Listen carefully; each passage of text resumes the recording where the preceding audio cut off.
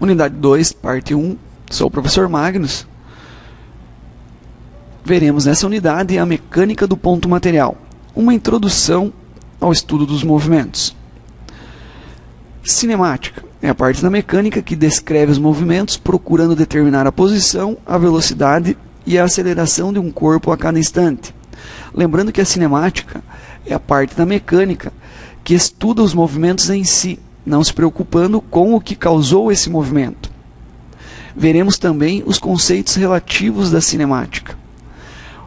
Uma observação importante é que nesse estudo, os móveis são considerados pontos materiais. Referencial é o ponto de referência que vai servir como comparação para as grandezas relativas da cinemática. Chamamos de referencial qualquer corpo escolhido como referência em relação ao qual serão descritas as posições de outros corpos. Um referencial bastante útil para nós nesse estudo é o referencial inercial, que é aquele que se encontra em repouso ou movimenta-se com velocidade constante em relação ao corpo em estudo. Ponto material é uma grandeza relativa. É um corpo cujas dimensões não interferem no estudo de determinado fenômeno, também chamado de partícula. Um exemplo: uma formiga pode ser um ponto material se a observarmos passeando pela cozinha de uma residência. Nesse caso é um ponto material. Agora, se colocarmos essa mesma formiga sobre uma de nossas unhas e a compararmos com ela, essa formiga deixa de ser um ponto material e passa a ser o que a gente chama de um corpo extenso. Esclarecendo então a ideia de partícula. Uma situação para a gente analisar. Como representar um ônibus que vai de São Paulo a Salvador no mapa do Brasil? Obviamente esse ônibus, esse móvel, será representado por um ponto. Mas esse procedimento não faz com que o ônibus perca suas características. Por exemplo, massa, peso, velocidade, para-choques, etc.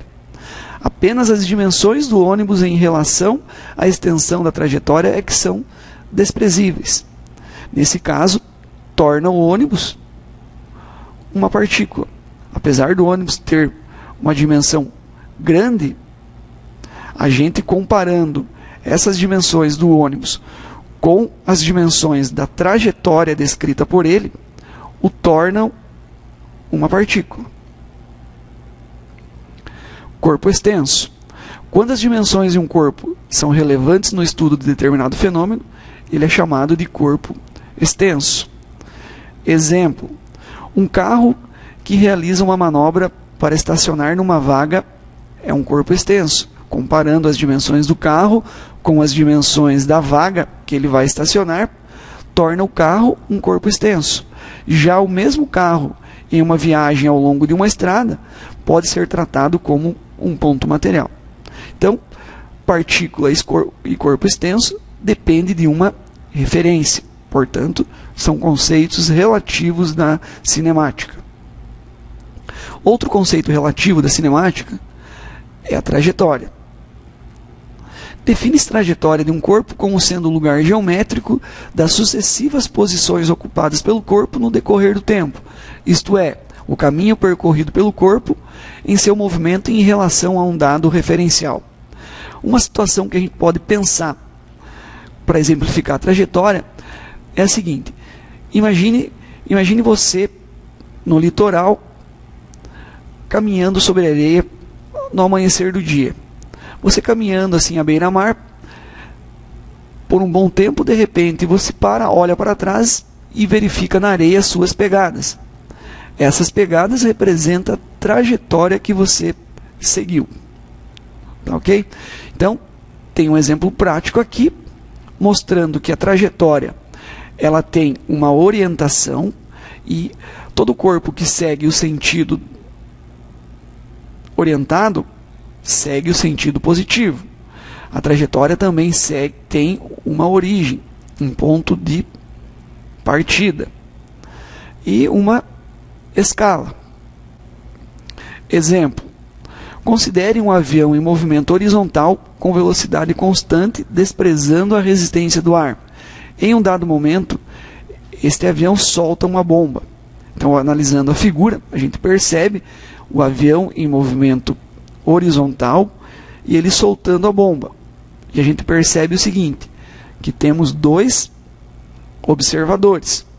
Um observador externo, que está fora do avião, na terra, analisando a bomba caindo, e o observador que está interno, dentro do avião.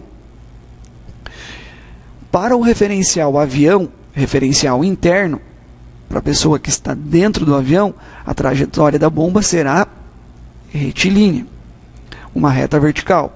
Já para o observador externo, referencial externo, no solo terrestre, a trajetória da bomba será uma curva, será uma trajetória curvilínea. Na verdade, um arco de parábola. Posição numa trajetória.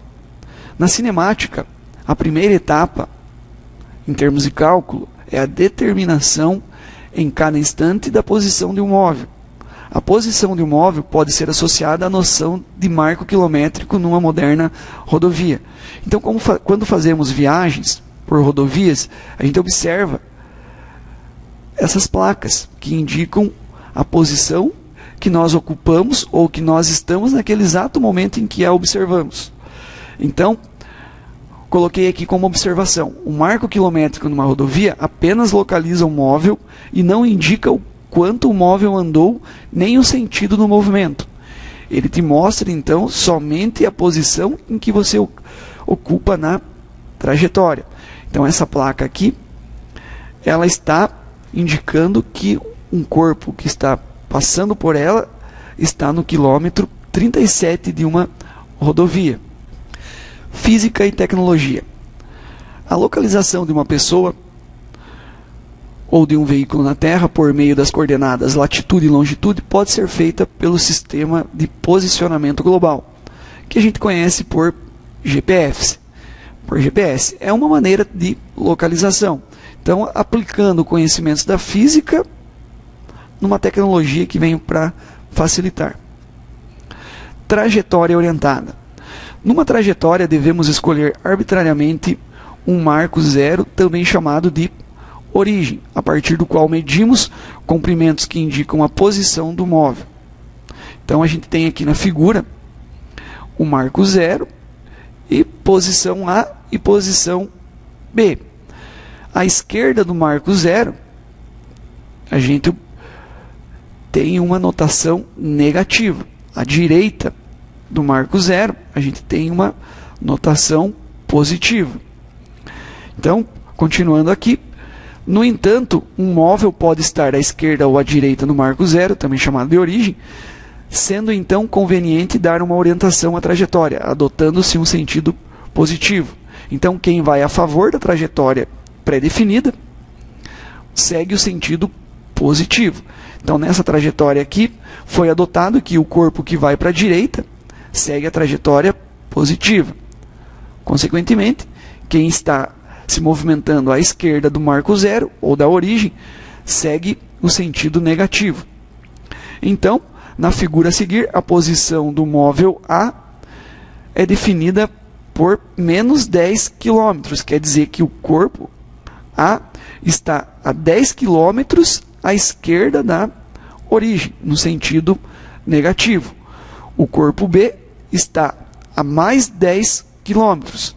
Então, ele está no sentido positivo, à direita.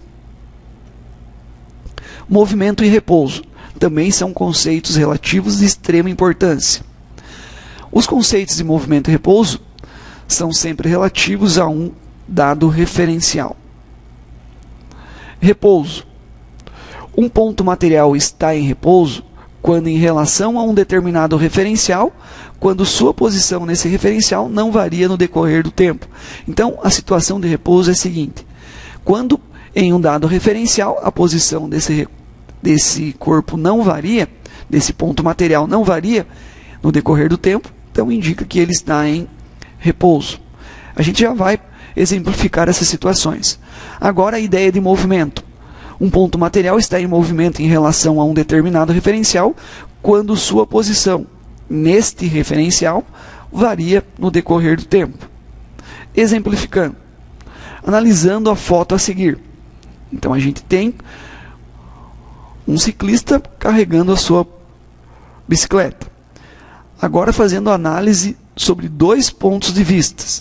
Em relação ao fotógrafo que tirou a foto, o cara que bateu a foto, então referencial fotógrafo, o ciclista e a bicicleta estão em movimento, porque à medida que o tempo passa, a distância entre o ciclista e a bicicleta em relação ao fotógrafo está variando, ora para mais, ora para menos. Então isso indica uma situação de movimento. Agora, em relação ao ciclista, referencial ciclista, a bicicleta está em repouso. Então você percebe que em relação ao ciclista, a distância bicicleta-ciclista não varia com o passar do tempo. Então a situação é de repouso. Já a bicicleta em relação ao fotógrafo indica uma situação de movimento, pois a bicicleta tem sua distância sendo variada em relação ao fotógrafo à medida que o tempo passa. Uma atividade para a gente testar ali o que a gente acabou de analisar. Imagine um aluno ao ler um livro em uma sala de aula e sentado em uma cadeira. Então esse aluno está lendo o livro sentado quietinho assim na sua cadeira. O aluno está em repouso ou em movimento? Explique. Então vamos deixar um tempinho ali para a gente analisar a situação. Repouso ou movimento? Aluno sentado na sua cadeira lendo um livro. Então, respondendo à questão, movimento ou repouso depende de um referencial. Então, para mim afirmar se a situação é de movimento ou repouso, eu tenho que ter um referencial para confirmá-la.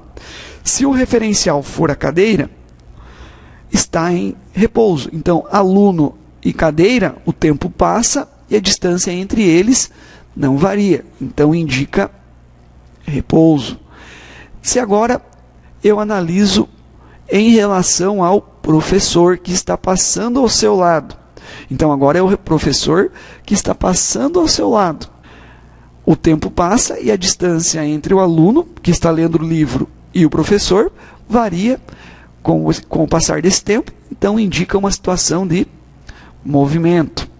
Então, percebam que a mesma situação, sendo analisada de pontos de vistas diferentes, traz duas respostas. Então, cuidado quando fazer esse tipo de análise. Deslocamento escalar, ΔS. O deslocamento escalar é a diferença entre as posições finais e iniciais de um espaço, de uma trajetória. Então, para descobrir o valor do deslocamento escalar, usa-se a equação. Então, o deslocamento escalar ΔS é igual à posição final, S, menos a posição inicial, S0. Então, resumindo, para descobrir ou para determinar o valor do deslocamento escalar, você pega o ponto de chegada menos o ponto de saída. Essa diferença é o deslocamento escalar. De grande importância, por sinal. Exemplo. Então, eu tenho aqui alguns pontos e a distância que separam esses pontos.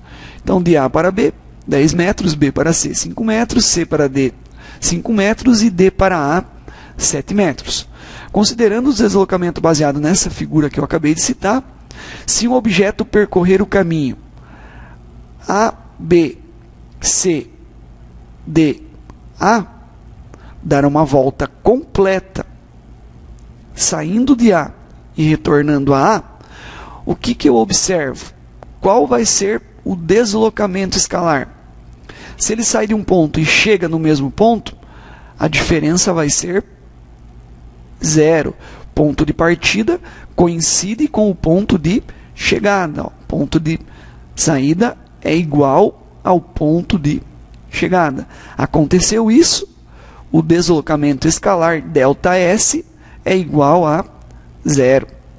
Outra situação, se o corpo percorrer de A para B, depois para C e em seguida para D. Então ele sai de A e chega em D.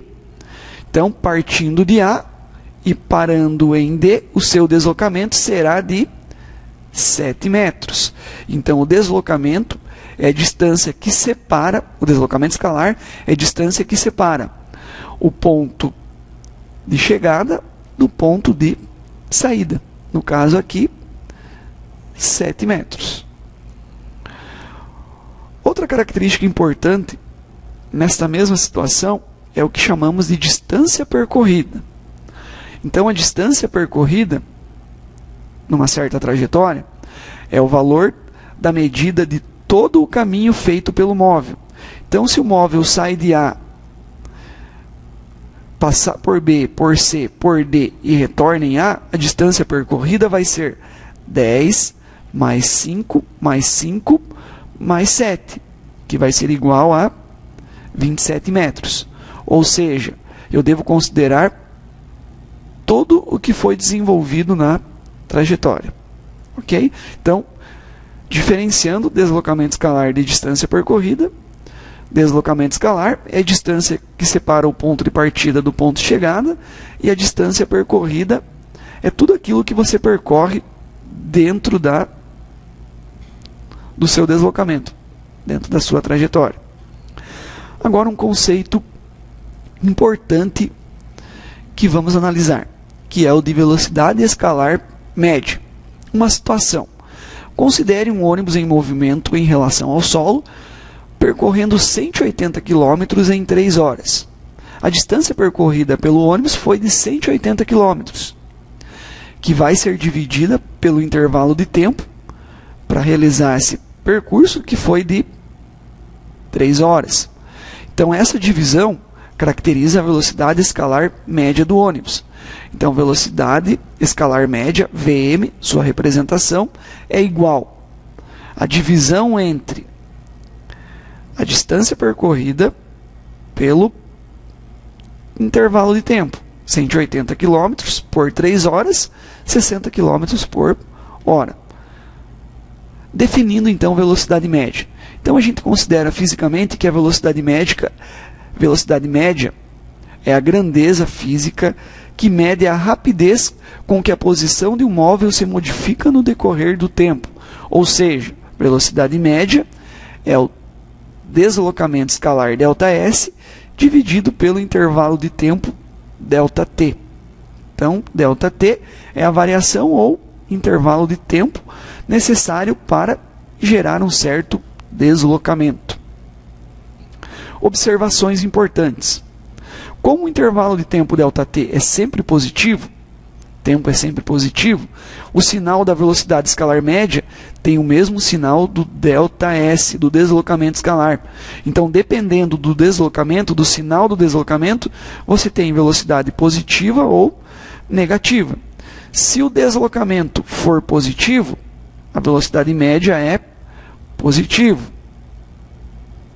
Quando o móvel se desloca a favor da trajetória, o deslocamento escalar é positivo. Consequência disso, velocidade média também é positiva.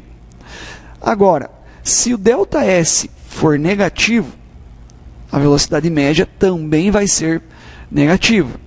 Então, se ΔS negativo, velocidade média é negativa. Isso implica o quê?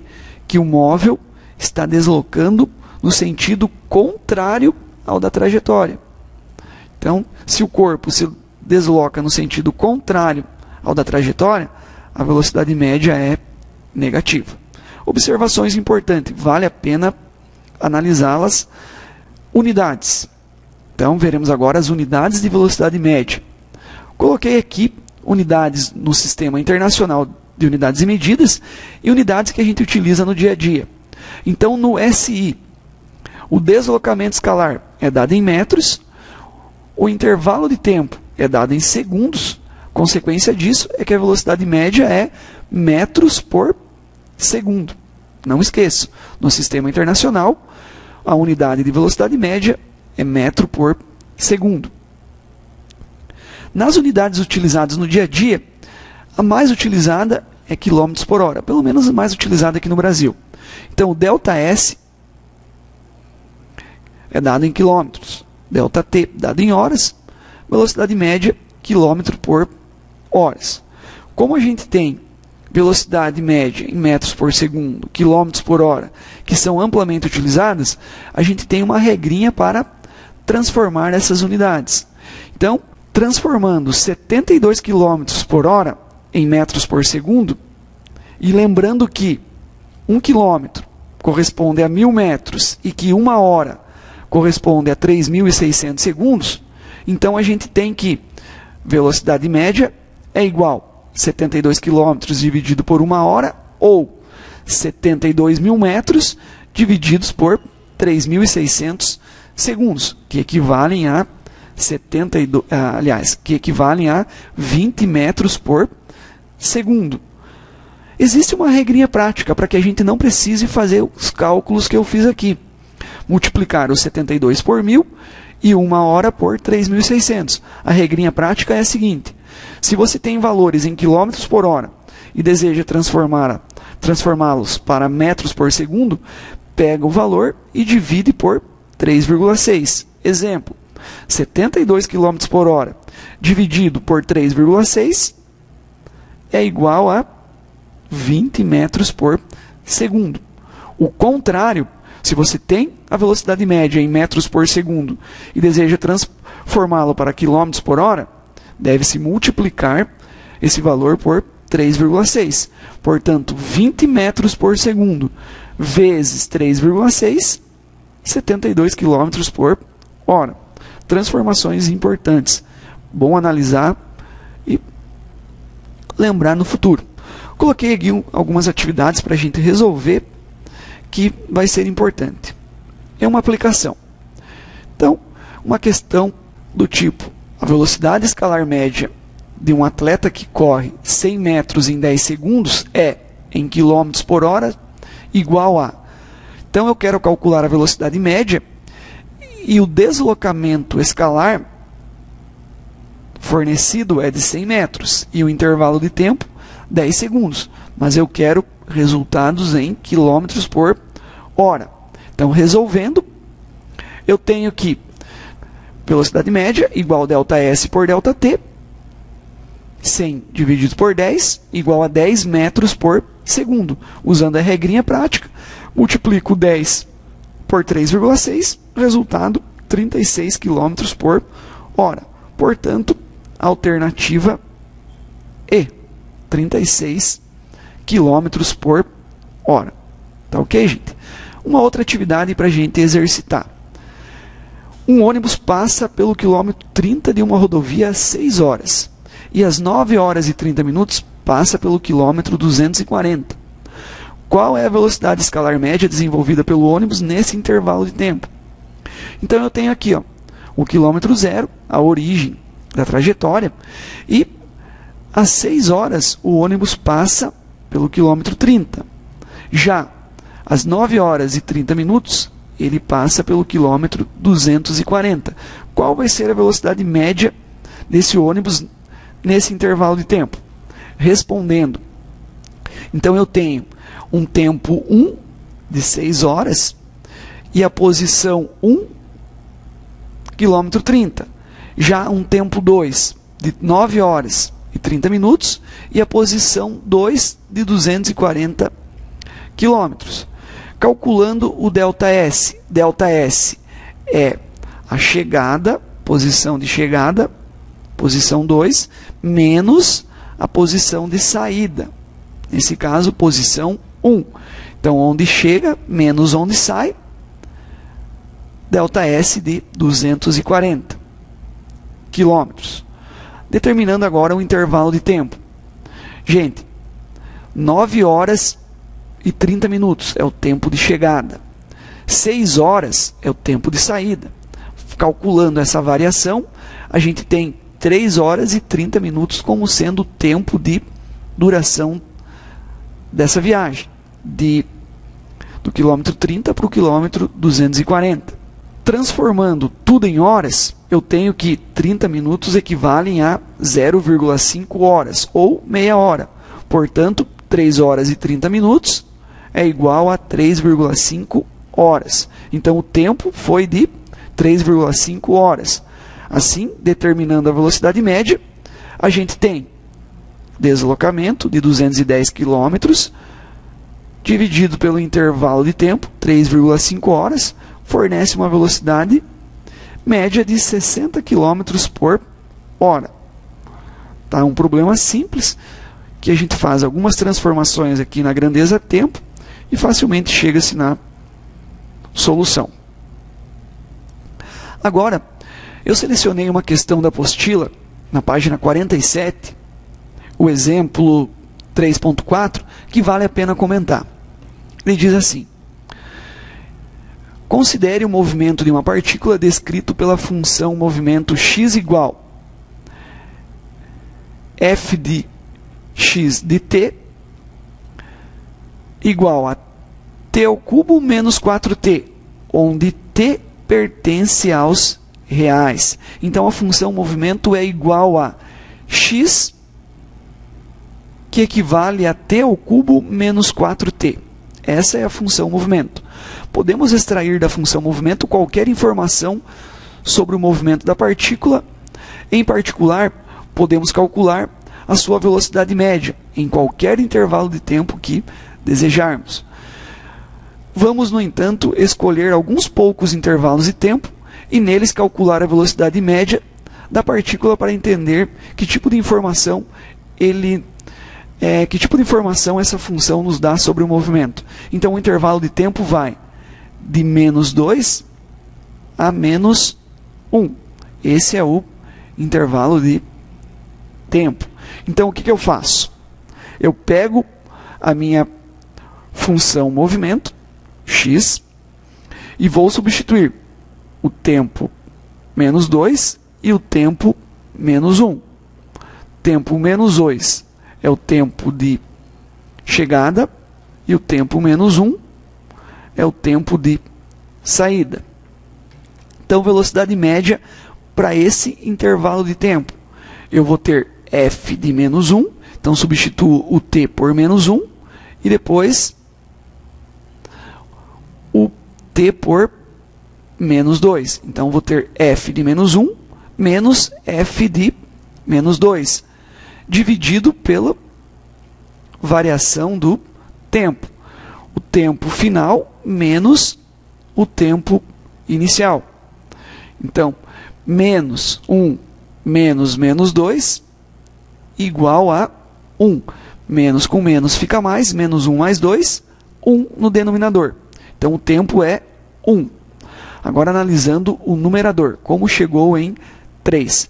Então, substitui na função movimento o t por menos 1, tempo final, menos 1 ao cubo, menos 4 vezes menos 1. Fazemos o cálculo. Substituímos o tempo por menos 2 na função movimento, t ao cubo menos 4t, e temos menos 2 ao cubo menos 4 vezes menos 2. Resolvemos, subtraímos e chegamos em 3. Refaçam esses cálculos em casa para chegar em 3, que é um bom teste. 3 sobre 1 igual a 3 metros por segundo. Agora, para o intervalo de tempo de 0 até 2, onde o tempo final é 2 e o tempo inicial é 0, fazemos do mesmo jeito. Substituímos o tempo final por 2, 2 ao cubo, menos 4 vezes 2, subtraindo da substituição do tempo inicial 0 pelo t, 0 ao cubo, menos 4 vezes 0, dividido pela variação do tempo. Tempo final, 2, menos o tempo inicial, 0. Tá ok? Então refaçam em casa, que é um bom teste. Considerações finais para essa primeira parte. Um bom treino, um bom exercício é fazer as questões dessa aula e refazer os exemplos da apostila. Física 1A, volume 1, módulo 1. Então refaça os exemplos que eu citei, os exercícios que eu passei nessa aula. É bom refazê-los, que será um bom treino. Os exemplos que eu aconselho a refazer, é o 3.1 da página 42, o 3.3 da página 46 e o 3.4 da página 47. Façam esses, mas os que eu apresentei nessa aula, que vão se dar bem. Bom estudo a todos e até a próxima parte.